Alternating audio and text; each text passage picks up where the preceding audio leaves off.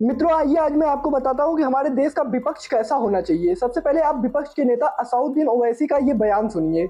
का जमीर जिंदा क्यों नहीं है कि सूरत से आप पाकिस्तान से क्रिकेट मैच खेलेंगे जब हम पानी नहीं दे रहे हैं। 80% पानी पाकिस्तान का हम रोक रहे हैं, ये कहकर के पानी और खून नहीं बहेगा आप क्रिकेट मैच खेलेंगे। मैडम, मेरा जमीर तो गवारा नहीं करता कि मैं उस मैच को देखूंगा। अब आप मुझे खुद ये बताइए कि असाउद्दीन ओवैसी को छोड़कर विपक्ष का कौन सा ऐसा नेता था जिसने सरकार का किसी सही मुद्दे पर घेराव किया।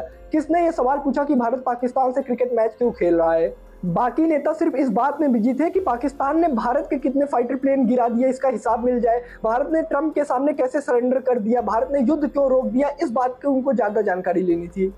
विपक्ष का कोई भी नेता एक भी जेन्युइन मुद्दा सदन में नहीं उठा पाया। आप पूछ सकते थे कि हम और कौन से कदम से पाकिस्तान को बैकफुट पर ढकेल सकते हैं। हमने पाकिस्तान का 80% पानी रोका है, तो हमने क्या तैयारी की है इसके लिए। नहीं, आपको इन सबसे कोई मतलब नहीं है। आपको अपनी राजनीति को फर्स्ट प्रायोरिटी देनी है। असाउद्दीन ओवैसी भले ही विपक्ष के नेता हो, उनकी राजनीतिक विचारधारा अलग हो, उनका वोट बैंक अलग हो, लेकिन जब से पाकिस्तान ने भारत पर हमला किया है उसके बाद से लेकर अभी तक ऑपरेशन सिंदूर हो चाहे जो हो, वो व्यक्ति सिर्फ देश के लिए खड़ा है, देश के लिए बोल रहा है। उस व्यक्ति ने एक भी एंटी इंडिया बयानबाजी नहीं की है और विपक्ष में रहते हुए ये रवैया तारीफ के काबिल है। विपक्ष की सुप्रिया सूले का सदन में दिया गया यह बयान आपको सुनना चाहिए। We may have political differences, like Sunil Tadkare ji said.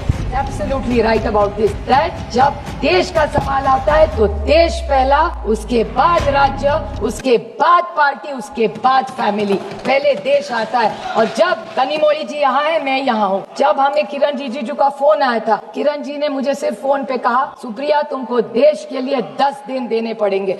देश के लिए मैं क्या कर सकती हूँ? देश के लिए 10 दिन क्या बोल रहे हो किरण जी आप? ये माननीय प्रधानमंत्री जी का बड़ापन था कि हम सारे ऑपोजिशन को उन्होंने लीड करने के जो विश्वास दिखाया है, यही एक सशक्त लोकतंत्र है।